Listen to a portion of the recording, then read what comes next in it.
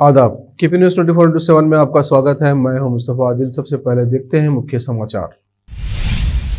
नेताजी सुभाष चंद्र बोस की आज है 125वीं जयंती। केंद्र सरकार ने आज के दिन को पराक्रम दिवस के रूप में मनाने का किया है ऐलान। ओवैसी ने किया यूपी चुनाव में नए गठबंधन का ऐलान। 2 मुख्यमंत्री बनाने का किया ऐलान। जम्मू कश्मीर के बारामूला में भारी बर्फबारी के बीच चला कोविड टीकाकरण अभियान। वीडियो आया सामने। हेट स्पीच के लिए मुस्लिम नेताओं की भी हो गिरफ्तारी। सुप्रीम कोर्ट से बोली हिंदू सेना। चुनाव आयोग ने प्रचार को लेकर दी बड़ी राहत। अब यूपी में 500 लोगों के साथ कर सकेंगे रैली।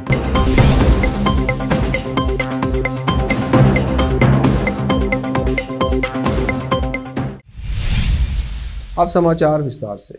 तुम मुझे खून दो, मैं तुम्हें आजादी दूंगा का नारा देने वाले नेताजी सुभाष चंद्र बोस की आज 125वीं जयंती है। इस अवसर पर केंद्र सरकार ने आज के दिन को पराक्रम दिवस के रूप में मनाने का ऐलान किया है। देश को आजाद कराने में बोस का अहम योगदान रहा। गौरतलब है कि नेताजी सुभाष चंद्र बोस का जन्म 23 जनवरी 1897 को कटक में हुआ था। उन्होंने देश की आजादी के संघर्ष में अहम भूमिका निभाई थी। प्रधानमंत्री नरेंद्र मोदी ने रविवार को स्वतंत्रता सेनानी नेताजी सुभाष चंद्र बोस को उनके जन्मदिन पर श्रद्धांजलि दी और कहा कि देश के लिए उनके समर्थन पर हर भारतीय को गर्व है। श्री मोदी ने ट्वीट किया, पराक्रम दिवस पर हमारे सभी देशवासियों को बधाई। नेताजी सुभाष चंद्र बोस के 125वें जन्मदिन पर उन्हें मेरी श्रद्धांजलि। हमारे देश के लिए उनके समर्थन पर हम भारतीयों को गर्व है।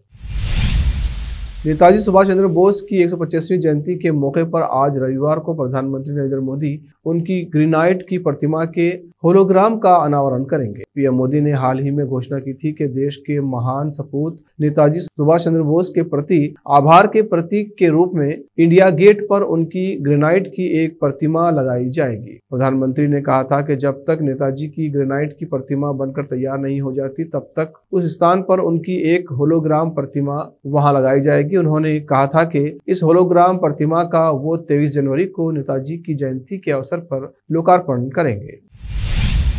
उत्तर प्रदेश में विधानसभा चुनाव के लिए ऑल इंडिया मजलिस-ए-इत्तेहादुल मुस्लिमीन के अध्यक्ष असदुद्दीन ओवैसी और जन अधिकार पार्टी के बाबू सिंह कुशवाहा ने backward and minority community employ federation के अध्यक्ष वामन मेश्रम के साथ मिलकर नया गठबंधन भागीदारी परिवर्तन मोर्चा बनाने का ऐलान किया है। तीनों नेताओं ने शनिवार को आयोजित एक पत्रकार वार्ता में नए गठबंधन की घोषणा की और दावा किया कि भागीदारी परिवर्तन मोर्चा राज्य की सभी 403 विधानसभा सीटों पर चुनाव लड़ेगा।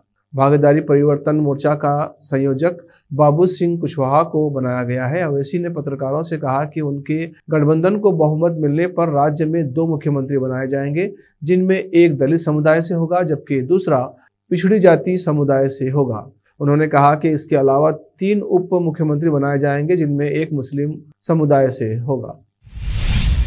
जम्मू कश्मीर में लगातार बर्फबारी हो रही है। वहीं बारामूला में भी भारी बर्फबारी के बीच स्वास्थ्य विभाग की टीम ने सेना की मदद से एलओसी के पास के गांव में कोविड-19 टीकाकरण अभियान चलाया।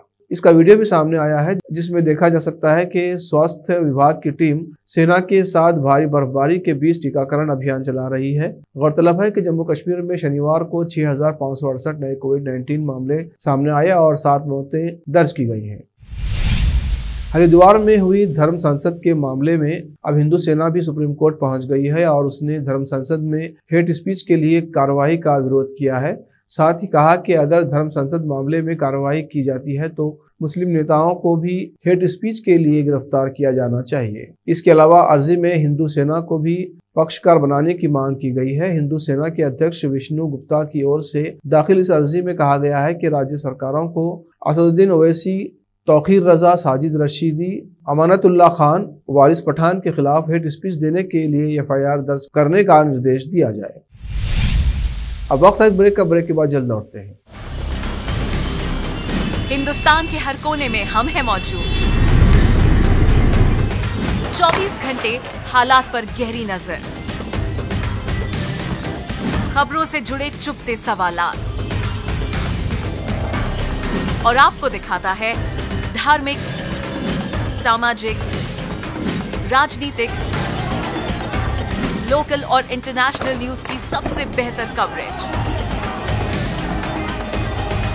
जो आपको रखती है हर पल बाखबर।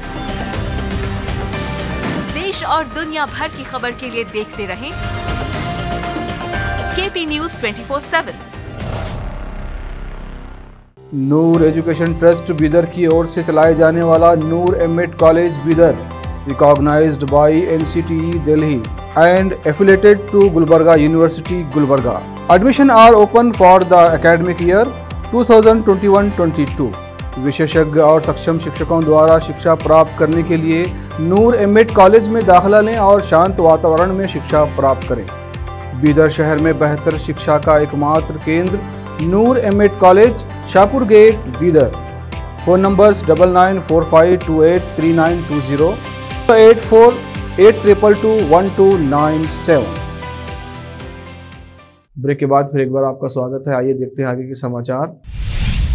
चुनाव आयोग ने उत्तर प्रदेश समेत 5 राज्यों में हो रहे विधानसभा चुनाव को लेकर बड़ी राहत दी है। पहले चरण के चुनाव के लिए 28 जनवरी से उम्मीदवारों और राजनीतिक दलों को कुछ शर्तों के साथ 500 लोगों की रैली की इजाजत मिल गई है, तो अब 10 लोग डोर टू डोर कैंपेन में जा सकते हैं। हालांकि चुनावी रैलियों और रोड शो पर पाबंदी अभी 31 जनवरी तक जारी रहेगी।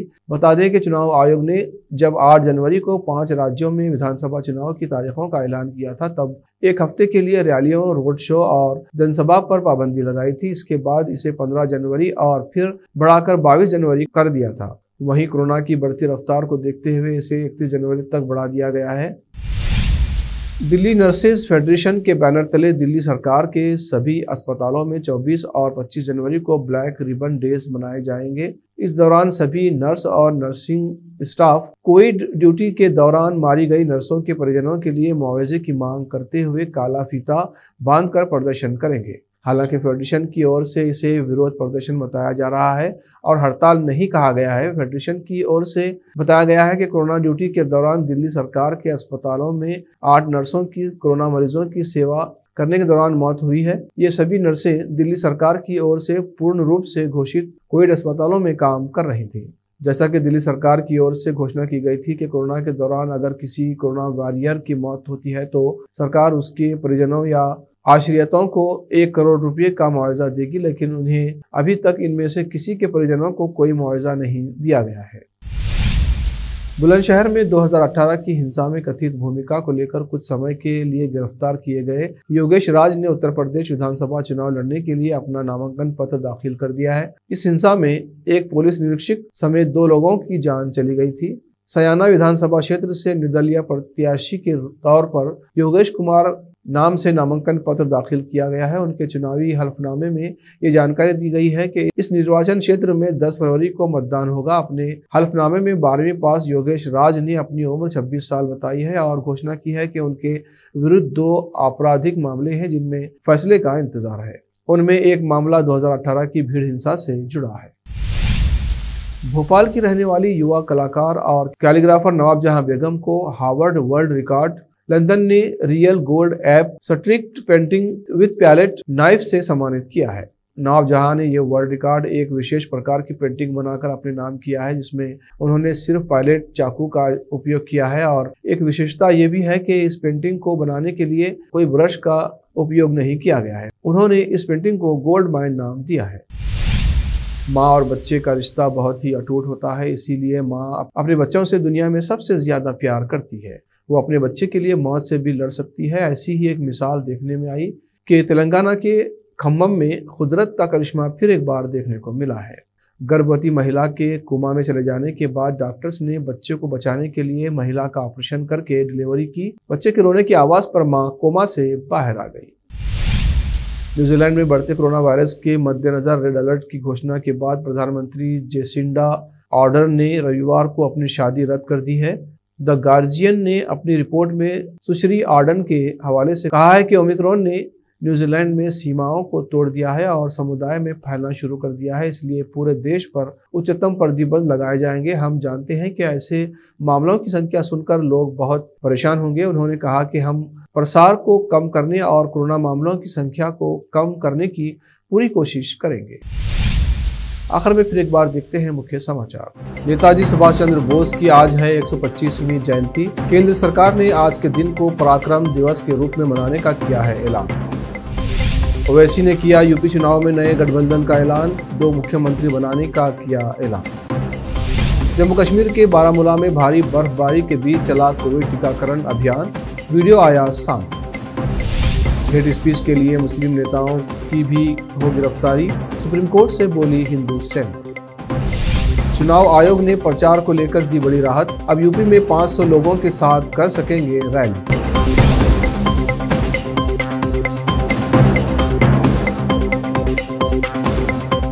केपी न्यूज में फिलहाल इतना ही। देश प्रदेश के समाचारों के लिए देखते रहिए केपी न्यूज 24/7। धन्यवाद।